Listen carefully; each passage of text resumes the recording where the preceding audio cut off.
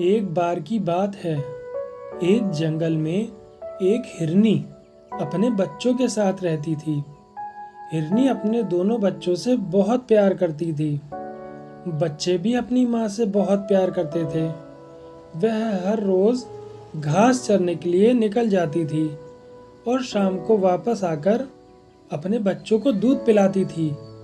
यह उसका रोज का काम था।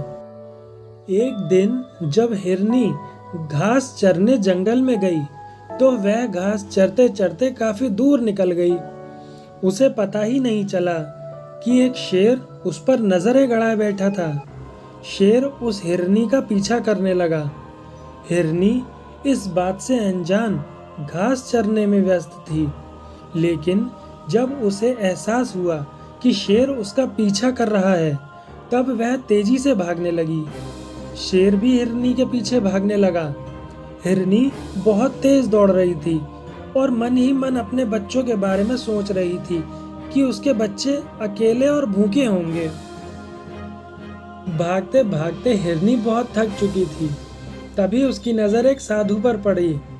हिरनी साधु के पास गई और उन्हें प्रणाम किया।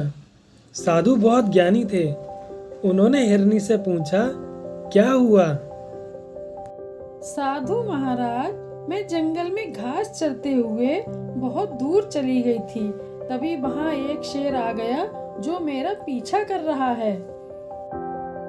साधु हिरनी से कहते हैं, पीछे मेरी कुटिया में जाकर छुप जाओ। हिरनी वैसा ही करती है। तभी वहाँ शेर आ जाता है। उसने साधु से पूछा, महाराज, आपने यहाँ किसी हिरनी को देखा है क्या? साधु झूठ नहीं बोल सकता था।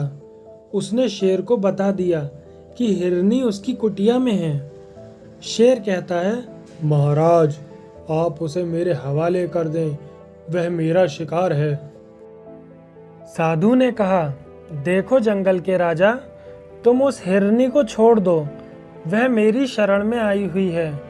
शेर कहता है, महाराज, ये आप कैसी बातें कर रहे हैं?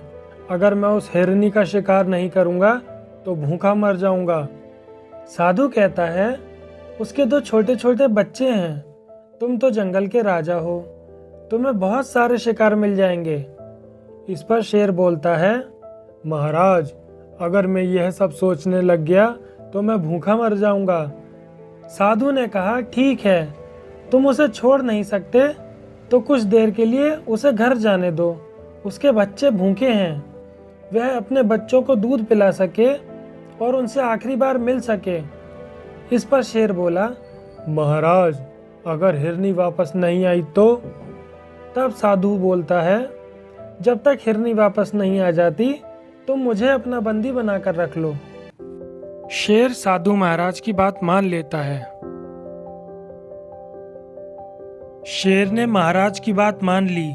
साधु ने हिरनी को बुलाया और कहा, तुम आखिरी बार जाकर अपने बच्चों को दूध पिला लो और उनसे मिलकर वापस आ जाना। हिरनी जल्दी से भागती हुई अपने बच्चों के पास पहुंच गई। बच्चों ने उसे देखकर कहा, माँ, तुम कहाँ चली गई थी? तुम्हें घर आने में इतनी देर कैसे हो गई माँ?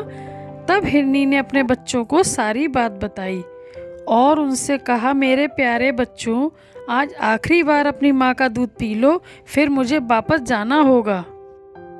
बच्चे रोते हुए अपनी माँ का दूध पीते हैं। फिर हिरनी अपने बच्चों को लाड़ प्यार करती है और वापस साधु की कुटिया में चली जाती है।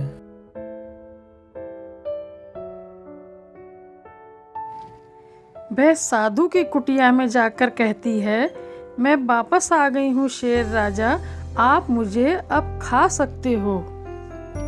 तीनों एक दूसरे को देख रहे होते हैं कि तभी शेर कहता है, नहीं, मुझे तुम्हें नहीं खाना है। हिरनी यह बात सुनकर हैरान हो जाती है।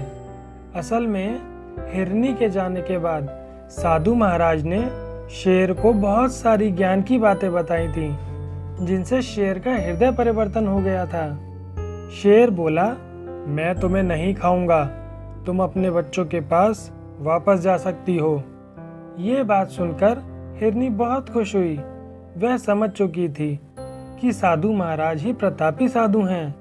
उसने साधु का आशीर्वाद लिया और खुशी खुशी अपने बच्चों के पास वापस लौट गई। कहानी से हमें यह शिक्षा मिलती है कि संगत अच्छी हो तो विचार भी अच्छे ही होते हैं।